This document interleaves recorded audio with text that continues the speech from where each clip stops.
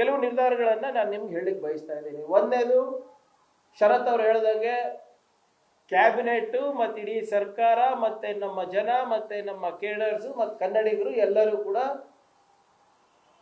ಮಾನ್ಯ ಸಿದ್ದರಾಮಯ್ಯವರ ಜೊತೆ ಇದ್ದೇವೆ. ಅವರಿಗೆ ಹೆಗಲಿಗೆ ಹೆಗಲು ಕೊಟ್ಟು ನಾವು ನಿಂತಿದ್ದೇವೆ. Number 1, express the complete solidarity with the CM.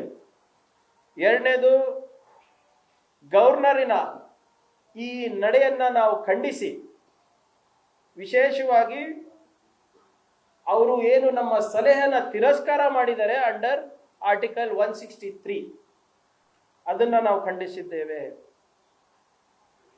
ಯಾಕಂದ್ರೆ ಇವರು ಆರ್ಬಿಟ್ರಲಿ ರಾಂಗ್ ಡಿಸಿಷನ್ ಅನ್ನ ತಗೊಂತಾ ಇದ್ದಾರೆ ಅಂತ. So we have condemned the governor for not heeding the aid and advise of the cabinet and for taking arbitrary wrong decision for prosecution. ಮೂರನೇದು, selectively quoting supreme court's verdict in various judgments to suit the permission of prosecution. ಇವರು ಕೆಲವು ಜಡ್ಜ್ಮೆಂಟ್ಗಳನ್ನು ಉಲ್ಲೇಖಿಸಿದ್ದಾರೆ. ಬಹಳ selective ಆಗಿ ಎರಡೆರಡು ಲೈನೇ ತಗೊಂಡಿದ್ದಾರೆ, full paragraph ಹಾಕಿಲ್ಲ. ಅದನ್ನು ಕೂಡ ನಾವು ಗಂಭೀರವಾಗಿ ಪರಿಗಣಿಸಿದ್ದೀವಿ. ಮತ್ತೆ section 17A prevention of corruption ಆಕ್ಟ್ನಲ್ಲಿ,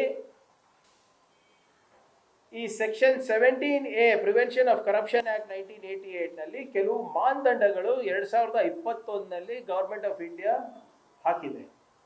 ಆ ಸ್ಟ್ಯಾಂಡರ್ಡ್ ಆಪರೇಟಿಂಗ್ ಪ್ರೊಸೀಜರ್ಸ್ ಎಲ್ಲರೂ ಗಾಳಿಗೆ ತೂರಿ ಇವತ್ತು ಪ್ರಾಸಿಕ್ಯೂಷನಿಗೆ ಪರ್ಮಿಷನ್ ಕೊಟ್ಟಿದ್ದಾರೆ. ಅದನ್ನು ಕೂಡ ನಾವು ಖಂಡಿಸಿದ್ದೀವಿ.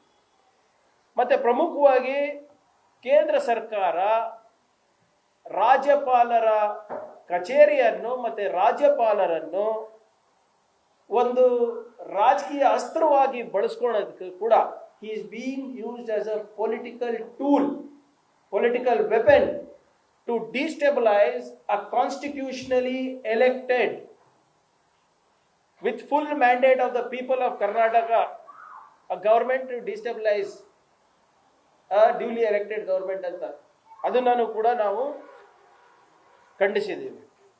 ಇವತ್ತು ನಾನು ನಿಮಗೆ ಪ್ರಮುಖವಾಗಿ ಯಾವ ವಿಚಾರಗಳನ್ನು ಹೈಲೈಟ್ ಮಾಡಬೇಕು ಅಂತ ಇದ್ದೀನಿ ಅಂದರೆ, ಯಾವ ವ್ಯಕ್ತಿ ರಾಜ್ಯಪಾಲರು ಸಂವಿಧಾನವನ್ನು ಎತ್ತಿಡಿಯುವಂಥ ಕೆಲಸ ಮಾಡಬೇಕು, ಅವರಿಂದಾನೇ ಸಂವಿಧಾನದ ಕೊಗ್ಗಲೆ ಆಗ್ತಾ ಇದೆ.